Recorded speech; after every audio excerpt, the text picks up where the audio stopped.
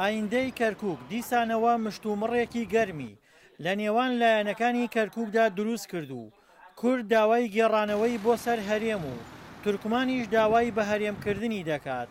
عەرەبی سوننەش هەڵوێستی فەرمی ڕانەگەیاندووە.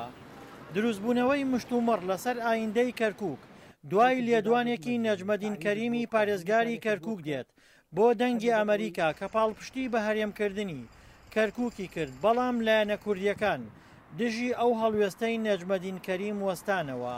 من لە زۆر شوێن باسم کردووە، لە هەموو کەسیش ئەپرسم ئایا ئێوە ئەگەر ئەوەندە کەرکووکتان خۆشەوێ، ئەوەندە دڵتان بە کەرکووک ئەسووتێ، کەرکووک هەر کوردستان یەک کوردیشی تیان نەمێنێت، ئەوە با ڕوون بێ لە لای هەموو کەس.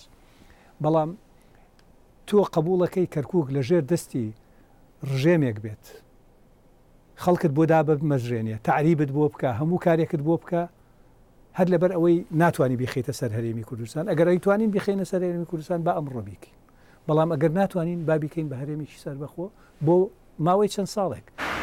لێدوانەکەی پارێزگاری کەرکووک حیزبە کوردستانیەکانی بە شێوەیەک نیگەران کرد کە ڕاستەوخۆ و دوای چەند ڕۆژێک کۆبوونەوە و بەڕەسمی هەڵوێستەکەی نەجمەدین کەریمیان ڕەت کردەوە.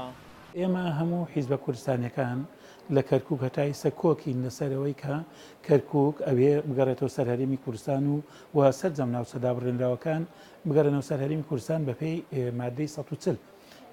بەڵام لە دەرەوەی ئەمە ئەگەر ڕێیەکی حیزبی یا ڕێیەکی شخصی هەبێت لە دەرەوەی ئەم ڕێیە کە من باسم کرد، ئەوە لە دەرەوەی ئیجماعی حیزبە کوردستانەکان و لایەنە سیاسی کوردستانەکانە سەبارەت بە ئەوەی کە کەرکووک بکرێ بە هەرێمێکی سەربەخۆ بۆ وەکو هەرێمێکی تورکمان، ئەوەی کە تورکمان برا تورکمانەکان باسی لیەکەن، وازانین ئێمە ئەم ناوچانە ناوچەیەکی کوردستانین دابڕێنراون لە هەرێمی کوردستان و ئەبێ بەپێی یاسا و دەستور بگەڕێتەوە سەر هەرێمی کوردستان.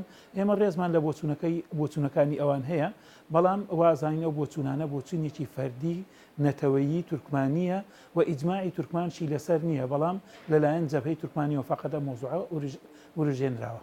کەرکووک لەلایەن بەغداوە لە هەموو ڕوویەکەوە پشتگوێ خراوە و هەناردەکردنی نەوتەکەشی ڕاگیراوە، بۆیە هەندێک لە چاودێران سەرهەڵدانەوەی ئەم مشتومڕە وەکو کارتێکی فشار لە بەرامبەر بەغدا دەبینن.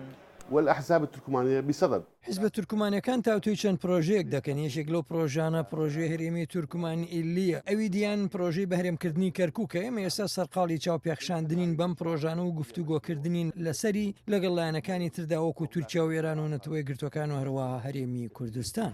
پارێزگای کەرکووک ئێستا لە ژێر کۆنتڕۆڵی پێشمەرگەدایە و دەسەڵاتی شارەکەش بەدەست کوردەوەیە کە پێدەچێت دوای کۆتایی هاتنی شەڕی داعش ململانەی قورس لە نێوان هەرێم و حکوومەتی عێراقدا لەسەر ئایندەی ئەو شارە دروست ببێتەوە.